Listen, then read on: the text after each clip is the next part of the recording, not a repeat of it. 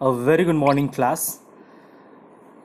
Today I'm going to discuss with you all about Indian economy.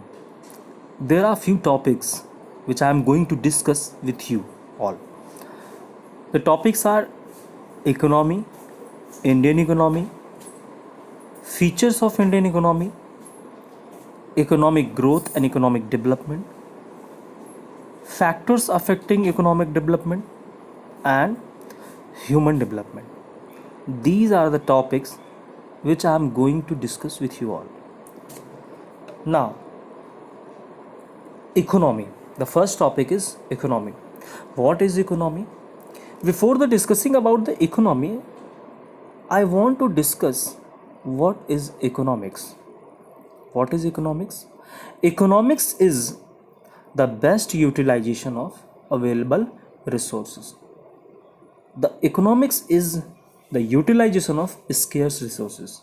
You know very well the resources are scarce, but how we utilize and the in best way, that is economics. As I discussed with you all in the class. Now, economy. The main topic is economy. What is economy? Economy is a system or network of economic activities.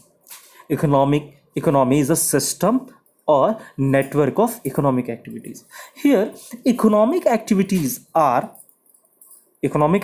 क्या है? Economic activities are production, distribution, exchange and consumption of goods and services. Here, exchange means buying and selling. Exchange means buying and selling.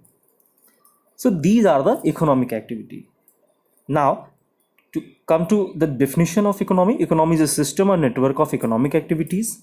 Economic activities are production, distribution, exchange and consumption of goods and services by different economic agents.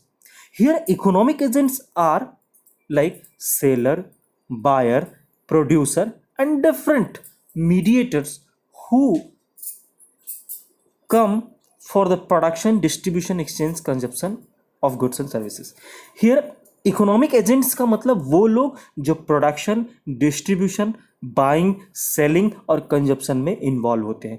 यहाँ पे economic agents customer भी हो सकता है, यहाँ पे economic agents buyer भी हो सकता है, सेलर भी हो सकता है, वो कोई भी हो सकता है जो इकोनॉमिक एक्टिविटीज में इन्वॉल्व होता है within a geographical area. Simple सी बात है, ये सारी इकोनॉमिक एक्टिविटीज किसी एक जियोग्राफिकल एरिया में होगा. So what will be the definition of economy? Economy is a system, a network of economic activities by different economic agents within a geographical area. This is the economy. And one thing more I want to add with this economy. Economy use economics principle, rules and regulation. Why? Because any economy, any system run on the basis of some rules, regulation, some protocols. That's why economy used economic principles, rules, regulations and laws. This is the economy. Now come to the next point. Types of economic system. If you add an economy with a country, that become the country's economy. Like Indian economy, India की अपनी एक economy है. उसी तरीके से American economy, America की अपनी एक इकोनॉमी है. चाइनीज इकोनॉमी, चाइनीज की भी अपनी इकोनॉमी. लेकिन हर इकोनॉमी सिस्टम का अलग अलग टाइप होता है, अलग अलग कैटेगरी होता है. Here I am going to discuss with you all about the types of economic system. There are 3 types of economic system: capitalist economy, socialist economy and mixed economy. What is capitalist economy? The capitalist economy is totally driven by the market forces. Here all economic activities controlled by the market forces. Here market forces means the demand and supply of the customer. Demand and supply of the customer. So economic activities क्या क्या है? Production, distribution, consumption and exchange, जो कि हम previous slides में अभी discuss किए हैं. ये सारे चीजें, ये सारी इकोनॉमिक एक्टिविटीज मार्केट फोर्सेस के द्वारा डील की जाती है, कंट्रोल किया जाता है. One thing more, in capitalist economy all the resources all the resources which is used for the production, distribution, country consumption and exchange is controlled by the all private sectors. ठीक है, private sector or private organizations. In capitalist economy there is no intervention of the government. There is no intervention of the government. Government has least control in capitalist economy. Government का बहुत ही list control होता है capitalist economy में. यहाँ पे पूरा का पूरा मार्केट प्राइवेट हाथों में होता है. ठीक है, अब लिस्ट कंट्रोल का मतलब गवर्नमेंट केवल कंट्री को चलाने के लिए एडमिनिस्ट्रेशन से रिलेटेड कुछ रूल्स रेगुलेशन बनाती है. ठीक है, there is no intervention in the market. Okay, capitalist economy को जिन्होंने दिया था उनका नाम था Adam Smith in the book wealth of nation in 1776. Capitalist economy को देने वाले कौन थे? एडम स्मिथ थे. उन्होंने एक बुक लिखी थी जिसका नाम था वेल्थ ऑफ नेशन, जो कि 1776 में पब्लिश हुई थी. उसमें ये बात कही गई थी कैपिटलिस्ट इकोनॉमी. एक बात मैं आपको बताऊं, सबसे पहले कैपिटलिस्ट इकोनॉमी ही हमारे इस पूरे इकोनॉमी सिस्टम में आया था. बाद में the second one is socialist economy. In against of the capitalist economy एकदम सोशलिस्ट इकोनॉमी ठीक उल्टा होता है, ठीक विपरीत होता है. In socialist economy every economic activity is controlled by the government. Means production, consumption, distribution, exchange, everything is controlled by the government. Government decide what to produce, how much to produce, and for whom to produce. It means in socialist economy, government is king. Government decide what you will consume. Government decide what you will produce. There is no intervention of any market or any private sector organization. Okay, the socialist economy is given by the Karl Marx. The first time discussed about socialist economy by Karl Marx. Okay, and sometimes it is also known as communist economy. So one thing more I would like to add here, the example of the socialist economy. The best example of the socialist economy in the world is Chinese economy, is the socialist economy. Okay, next, mixed economy.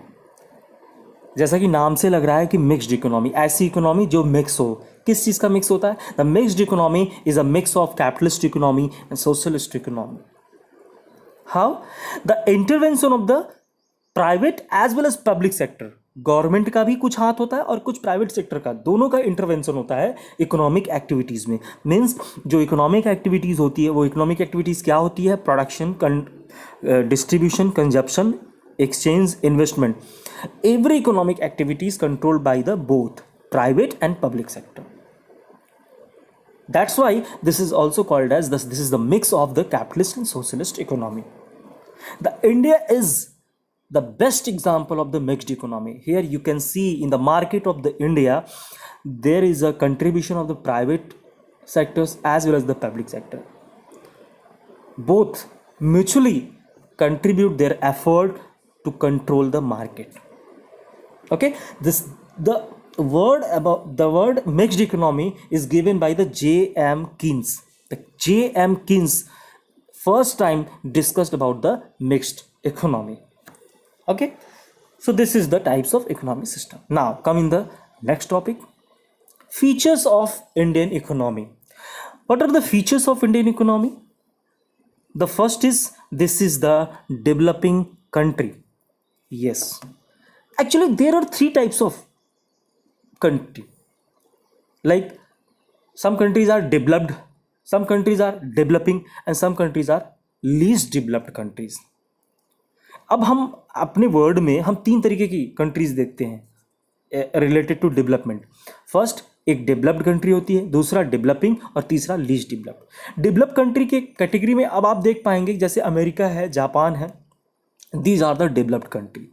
And हमारी India economy क्या है? वो developing है, अभी हम develop कर रहे हैं. Okay, and least developed country कौन होती है? जैसे आप सोमालिया देखिए, Somalia is the best example of the least developed country. Okay, so these are the types of the country on the basis of the development. So the Indian economy is a developing country. Okay, the next topic is mixed economy. Yes, our economy is the mixed economy. How? The intervention of the private and public sector is mutually to control the market. That's why the Indian economy is the mixed economy. Our economy is planned economy. Why? Because we have the planning, we have the plan to expense for expenditure for the income. अब आप देख पा रहे होंगे, आप देखते हैं जैसे बजट में क्या होता है, प्लान्ड एक्सपेंडिचर की बात करते हैं हम लोग. आज बहुत पहले से हम लोग, हमारी इकोनॉमी प्लान्ड इकोनॉमी है. कैसे? पहले 5 ईयर प्लान हुआ करता था, अब हमारे पास नीति आयोग है. तो नीति आयोग क्या करती है? पहले से प्लानिंग करती है कि हमें कितना एक्सपेंडिचर किस फील्ड में या किस सेक्टर में हमें एक्सपेंड करना है. हमारे बजट में भी यही बात कही जाती है कि हम इतने एक्सपेंडिचर इतना इस फील्ड में करते हैं, इस सेक्टर में करेंगे. So that's why this is the planned economy. Reformed economy. Why Indian economy is called as reformed economy? Because from the 1991 our economy is reformed economy. Day by day, time to time, our economy is reformed. There are lots of act, there are lots of rules and regulation to control the economy. So that's why this is the reformed economy. Time to time reform हुआ करता है. Contribution in the world economy. Indian economy का world economy में बहुत बड़ा contribution है. एक चीज़ मैं बताऊं कि अभी हाल फिलहाल तो बहुत ज़्यादा कंट्रीब्यूशन तो नहीं है, 1.7% पूरे वर्ल्ड ट्रेड का है. लेकिन कुछ दिन पहले इंडिया का जो कंट्रीब्यूशन था वर्ल्ड इकोनॉमी में वो 2.5% हुआ करता था. So there are not much more but very important role of Indian economy in the contribution of world economy. Okay, now the next topic is economic growth and economic development. There are the two topics, economic growth and economic development. So firstly I want to discuss with you all about economic growth. What is economic growth? Okay, economic growth is an increase of economic variables over a period of time. Economic growth is an increase of economic variable over a period of time. Here economic variable is GDP, gross domestic product. Second one is national income and third one is per capita income. ये तीनों economic variable हैं. इन तीनों में यदि एक stipulated time में increase हो रहा है, ग्रोथ हो रहा है, so that's why the economic growth. भाई एक बात बताओ, सिंपल सी बात है, हम अपने आस पड़ोस का एक एग्जांपल लेते हैं कि मान लीजिए किसी पड़ोस में कोई व्यक्ति है, उसकी सैलरी बढ़ रही है, उसकी इनकम बढ़ रही है, तो तभी तो हम कहते हैं कि यार वो ग्रोथ कर रहा है. इसका मतलब हम इंडिविजुअल ग्रोथ की बात करते हैं. सेम उसी तरीके से कंट्री की ग्रोथ तब कही जाती है जब कंट्री का जीडीपी, नेशनल इनकम या पर कैपिटा इनकम बढ़ रहा होता है, तो उसको हम क्या कहते हैं? इकोनॉमिक ग्रोथ कहते हैं. और उसके लिए हम लोग कहते हैं कि इकोनॉमिक वेरिएबल, तो जीडीपी, नेशनल इनकम और पर कैपिटा इनकम को हम इकोनॉमिक वेरिएबल कहते हैं. ध्यान से समझिएगा, an increase of the economic variable over a period of time. अब यहाँ पे इकोनॉमिक वेरिएबल में थोड़ा डिस्कस करते हैं कि जीडीपी क्या होता है. GDP, it is the production of monetary value of the product and services, monetary value of produced product services within a geographical area within a year, within a stipulated time or within a year. Monetary value of all produced goods and services within a geographical area within a year. This is the GDP. And national income, हर व्यक्ति की आय होती है, उसी तरीके से एक राष्ट्र की आय होती है. This is the national income. And per capita income is what? प्रति व्यक्ति आय. सो पर कैपिटा इनकम हम कैसे निकालते हैं? National income upon number of people in the country और पॉपुलेशन ऑफ एनी कंट्री. किसी भी देश की पॉपुलेशन से नेशनल इनकम को डिवाइड करते हैं, नेशनल इनकम को डिवाइड करते हैं किसी देश की पॉपुलेशन से, तब हमें पर कैपिटा इनकम मिलती है. Economic growth is a quantitative progress. This is the quantitative progress. अभी हम बात कर रहे थे कि यदि इनकम में कोई ग्रोथ होता है तो इकोनॉमिक ग्रोथ होता है, या नेशनल इनकम में ग्रोथ होता है, या पर कैपिटा इनकम में ग्रोथ होता है, या जीडीपी में ग्रोथ होता है, तो वो इकोनॉमिक ग्रोथ है. That's why this is the quantitative progress. Okay, the next topic is economic development. Now, the point is economic development. Economic development is continuous progress. Continuous progress here in economic and non-economic variable. One thing very important, economic growth में क्या था, केवल economic variable में progress होता था, और economic development में क्या है, economic development is continuous progress in economic and non economic variable. यहाँ पे दो वेरिएबल आ गए, इकोनॉमिक वेरिएबल और नॉन इकोनॉमिक वेरिएबल. यहाँ पे कंटिन्यूअस प्रोग्रेस का मतलब ये progress in quantitative as well as qualitative. Quantitative जब हम बात करेंगे वो इकोनॉमिक वेरिएबल की बात करेंगे, और क्वालिटेटिव बात करेंगे that is non economic variable. So economic development is continuous progress in economic and non-economic variable. Here economic variable are GDP, national income and per capita income. In previous slide just I discussed with you all about economic variable is GDP, national income and per capita income. And what is non-economic variable? Non-economic variable are education, good health service, standard of living, unemployment or poverty. These are the non economic variable.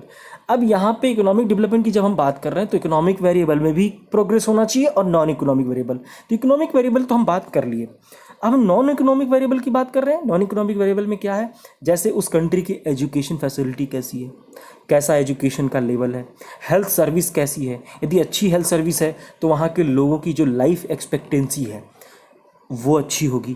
Standard of living का मतलब उस देश के लोगों की income कैसी है. Unemployment rate कैसा है, अनएम्प्लॉयमेंट का मतलब बेरोजगारी तो बहुत ज़्यादा नहीं है या किस लेवल की अनएम्प्लॉयमेंट है, पावर्टी कितनी है, ये सारे इसमें क्या इंप्रूवमेंट है, क्या प्रोग्रेस है, ये सारा इकोनॉमिक डेवलपमेंट का भी पार्ट होता है. क्लियर है. So this is the economic development. Now I am going to discuss with you all factors affecting economic development. अब आप सोचो ना कौन कौन से ऐसे फैक्टर्स हो सकते हैं जो इकोनॉमिक डेवलपमेंट को अफेक्ट करते हैं. वो दोनों फैक्टर जो इकोनॉमिक फैक्टर और नॉन इकोनॉमिक फैक्टर, वही दोनों फैक्टर होंगे जो अफेक्ट करेंगे इकोनॉमिक डेवलपमेंट को. पहला इकोनॉमिक फैक्टर. इकोनॉमिक फैक्टर में the better utilization of resources. और सिंपल सी बात है, यदि हम रिसोर्सेज को बेटर यूटिलाइज करेंगे तभी हम प्रोडक्शन अच्छा करेंगे, और प्रोडक्शन अच्छा होगा तो प्रोडक्ट और सर्विसेज की मॉनेटरी वैल्यू या प्रोडक्शन ज़्यादा बेटर होगा, तो वो ज़्यादा बेटर होगा तो हमारी जीडीपी अच्छी होगी. पॉपुलेशन पे, यदि पॉपुलेशन एक और फैक्टर है, पॉपुलेशन हमारी कैसी है उसके बेसिस पर भी हमारे इकोनॉमिक डेवलपमेंट डिपेंड करता है. इन्वेस्टमेंट पैटर्न कैसा है, जैसे हमारे देश में क्या है इन्वेस्टमेंट पैटर्न, लोग सेविंग ज़्यादा करते हैं, इन्वेस्ट कम करते हैं. ठीक है, तो उस पर्टिकुलर कंट्री का इकोनॉमिक डेवलपमेंट इन्वेस्टमेंट पैटर्न पे भी बहुत बड़ा डिपेंड करता है. टेक्नोलॉजिकल फैक्टर सेम उसी तरीके से. Non economics factor, non economic, यहाँ पे इकोनॉमिक्स गलत लिखा हुआ है, economic factor. Non economic factor वही सारे factor, education, standard of living, political stability. Education हो गया, स्टैंडर्ड ऑफ लिविंग हो गया, और political stability. Yes, political stability is a very important non economic factor for the economic development, because there is a need a stable political situation in a country to develop any economy of any country. Yes, यदि political stability नहीं है, political stability का मतलब ऐसा तो नहीं है कि बार बार यहाँ पे चुनाव कराए जा रहे हैं, बार बार कोई प्रॉब्लम आ रहा है. ठीक है, तो ये सारी चीज़ें स्टेबल होनी चाहिए. स्ट्रॉन्ग गवर्नमेंट एक्शंस, गवर्नमेंट के एक्शंस, एडमिनिस्ट्रेटिव रूल्स रेगुलेशन कैसे हैं, ज़्यादा करप्शन तो नहीं है, लोग करप्ट तो नहीं है, सिस्टम कैसा है, ये उसकी बात कर रहे हैं. ठीक है. Now the topic is human development. Yes, in this slide actually there was a graph, but that is not seen. Actually दिख नहीं रहा है. In this slide I discussed human development is the meaning of the human development is the freedom of choice. The main meaning of the human development is freedom of choice और real freedom. Human development हम यदि बात करते हैं तो हम real freedom की बात करते हैं या फ्रीडम ऑफ चॉइस की बात करते हैं. मीन्स हमारे चॉइसेस बढ़ रहे हों, हमें चॉइस को चूज करने का या चॉइसेस अवेल करने का फ्रीडम हो, या तो हमें रियल फ्रीडम की बात करते हैं। अच्छा, रियल फ्रीडम या फ्रीडम ऑफ चॉइस तब होगा जब हमारी स्टैंडर्ड ऑफ लिविंग अच्छी हो, हमें अच्छी एजुकेशन मिल रहा हो, हमें अच्छी हेल्थ सर्विसेज मिल रही हो, ये सारी चीज़ होगी तभी हम ह्यूमन डेवलपमेंट की बात करते हैं। ठीक है।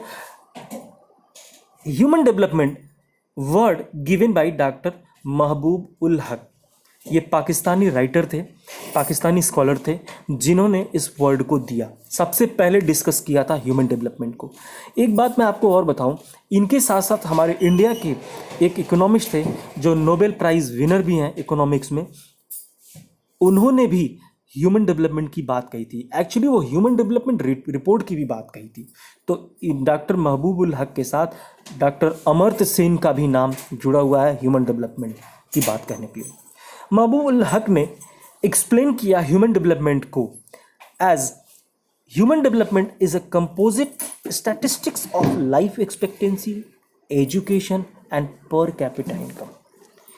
गाइस, किसी भी देश की यदि ह्यूमन डेवलपमेंट की बात करते हैं तो वो 3 चीज पर बेस होता है। पहला लाइफ एक्सपेक्टेंसी, दूसरा एजुकेशन और तीसरा पर कैपिटा इनकम। इधर here life expectancy is the good health service. Actually इसको हिंदी में बोलते हैं जीवन प्रत्याशा।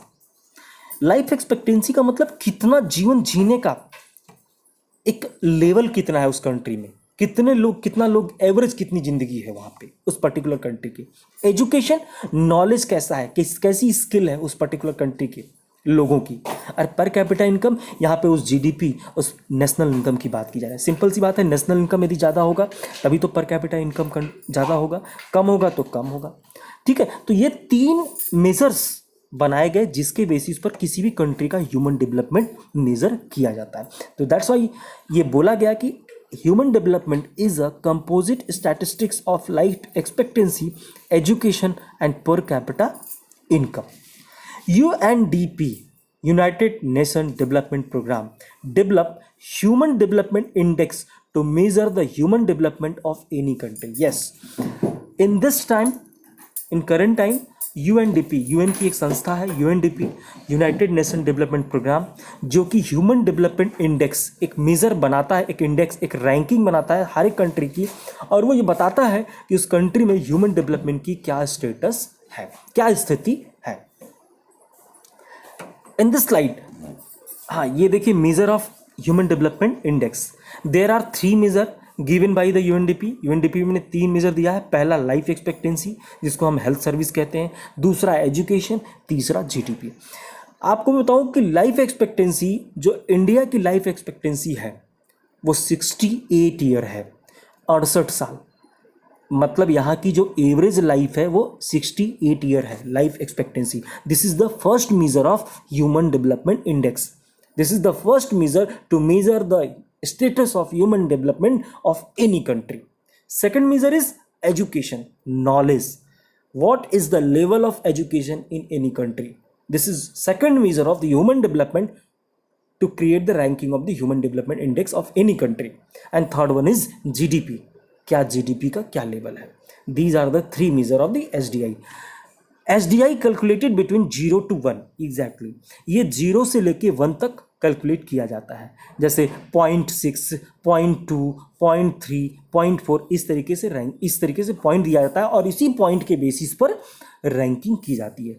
जो current human development index ranking है इंडिया की वो 129 है। आपको बताऊं 131 2017 में था, 2018 में 130 था, और अभी जो 2019 का रिपोर्ट आया उसमें 129 है करंट एसडीआई रैंकिंग।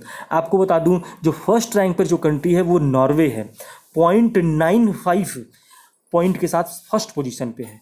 लेकिन सबसे लास्ट 189 पोजीशन पे है, 189th पोजीशन पे जो कंट्री है वो बुरुंडी है, जिसका सबसे बहुत ही कम रैंकिंग है, 0.2 के आसपास है। सो these are the ranking of the HDI in the world.